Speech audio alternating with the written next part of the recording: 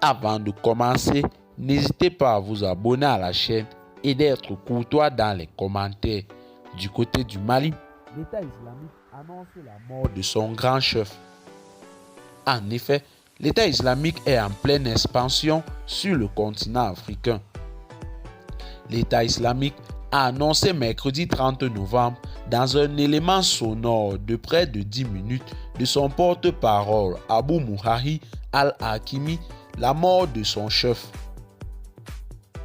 Abu al-Hassan al-Hakami a été tué au cours d'un combat après avoir tué, décrypte Wassim Nas, journaliste à France 24 et spécialiste des mouvements djihadistes.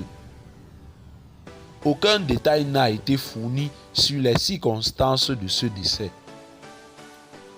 D'origine irakienne, comme Abu Bakr al-Baghdadi, premier chef de l'État islamique tué par les États-Unis en octobre 2019, Abu al-Hassan al-Hakimi a remplacé son compatriote Abu Ibrahim al-Hakimi après la mort en février 2022 de ce dernier dans le nord de la Syrie lors d'une opération des forces spéciales américaines.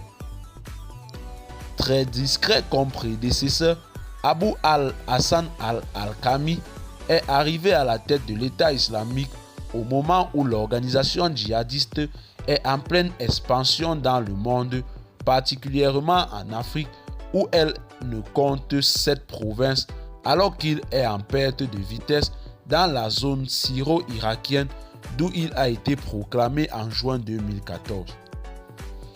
En mars dernier, l'État islamique au Grand Sahara, qui était rattaché à la province de l'Afrique occidentale, placé sous l'autorité d'un wali nigérien, a été promu province à part entière et revendique ses opérations sous le nom de l'État islamique au Sahel.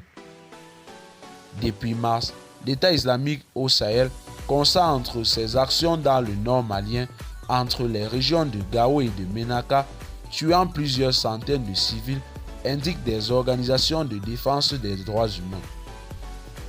Dans la même logique, la branche mozambicaine a été détachée de la province de l'État islamique en Afrique australe dans laquelle elle évoluait sous la direction des forces démocratiques alliées des islamistes radicaux ougandais installés dans l'est de la République démocratique du Congo.